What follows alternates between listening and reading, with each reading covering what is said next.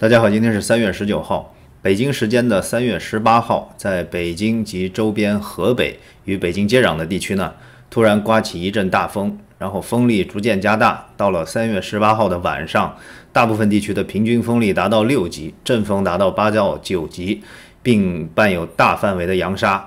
北京的延庆、门头沟、丰台、朝阳、石景山、密云这些地方的局部阵风达到10到12级。之前呢，网上传北京的大风达到了11级，还有网友说不信，但是上面的这些数据是中央气象台的数据。另外，在河北和北京全部伴有扬沙天气 ，PM2.5、PM5、PM10 全部爆表。北京市极大风速达到9级以上的这个测试站有222个，就是北京全市测这个风速的，大概有400多个站点。其中有51%，也就是222个达到9级以上，达到10级以上的测试站有58个，也就是占总数的13%。网上呢也有很多的网友拍到了大量罕见的狂风的景象，这些是我在北京10几年来都没有见过的，我从来没有见过或者听说过北京有这么大的风。北京的大风呢吹翻了街头的广告牌、遮阳伞。这个就不用说了，还有一些汽车被吹倒的树干压垮，还有一些汽车呢被直接吹到平移，有的风刮起了就是覆盖全楼的那种工程的帆布。那瞅呢，还搁门缝里，哎呀呀呀，滚出！哎呀，我的妈呀！哎呀哎呀，进去，快进去，差！快点，赶紧的！这个景象也非常罕见，还有的直接把院子里就平地上的活动板房刮得在地面上平移。走了，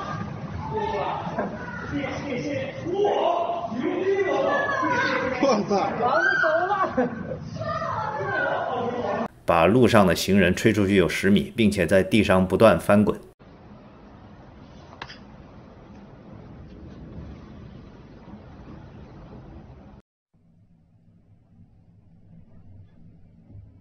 看那个景象，绝对不像是故意的，不像是在演。还有的居民感觉到整个楼房都在震动，还有的楼房被拍到外墙面被整片的吹落，疑似豆腐渣工程。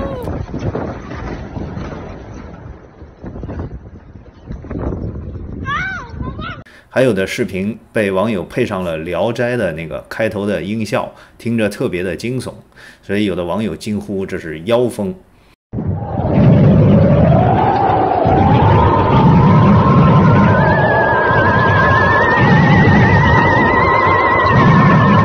并且由于初春天气干燥以及大风造成多处的高压电线的断裂，在北京的固安、平谷、密云、延庆和廊坊以及天津武清等地多处发生山林大火。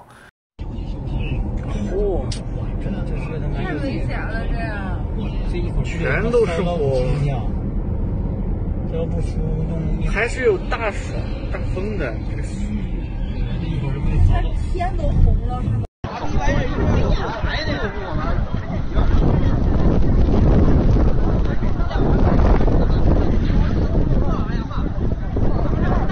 都烧村口来了，这要刮过来坏了。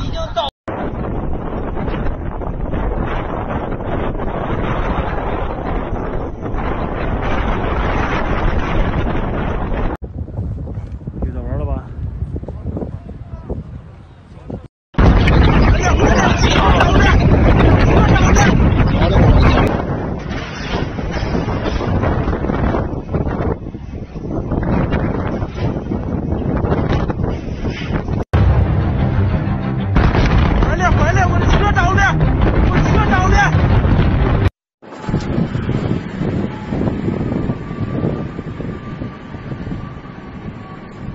视频显示烈焰焚天，消防队没有办法靠近，一副地狱的景象。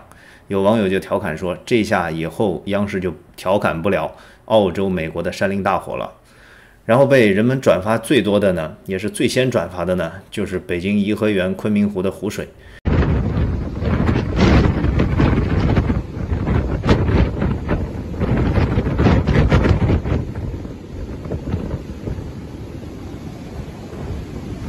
平时平静的一池春水被吹到惊涛拍岸，波涛汹涌，浪打到岸上，溅起有2米多高，非常的诡异。有很多评论就说呢，看来大海真的是要掀翻小池塘了。考虑到颐和园不是普通的小池塘，在北京方言中也叫海，所以引发了人们无限的联想。有人迅速地翻出了历史，说北京颐和园的湖水反常的涨潮，是预示中国又要改朝换代了。从1884年慈禧太后退居颐和园以后，至今共出现过3次颐和园昆明湖的涨潮。第一次是1908年11月初，慈禧死前的10天左右；第二次是1916年的6月初，袁世凯死前的3天左右；第三次是1976年8月初，毛泽东死前半个月左右。那么2020年3月18号，狂风掀巨浪，北京的天气异象难道预示着又有什么大事发生？考虑到从中美贸易战其实从更前面就开始了，这个中国的历史就进入了一个加速的轨道。武汉的疫情呢，继续引发中美的再度对峙，而且越来越尖锐。那习近平视察武汉，又展现出毫无勇气和担当。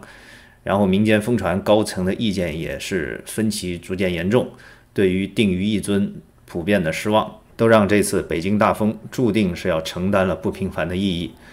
那么政治的变局暂时难以看清特别是身在时代当中，但是却有一件事是非常明显的天人感应，就是在北京时间的3月19号，国家监察委调查组通报了涉及李文亮医生的调查结论，认定武汉市公安局中南路派出所出具训诫书不当，执法程序不规范。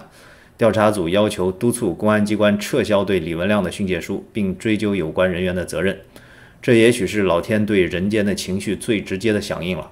那关于李文亮医生的事，吹哨人和发哨人，以及李文亮医生平反之后，中国的言论自由的情况会不会更好，我将在下一个节目中跟大家聊一聊。好，我们下期节目再见。由于 YouTube 最近显而易见的不正常，为了保持我们高水准的节目，请大家加入我的会员频道。以后可能被黄标的节目就直接转入到会员节目。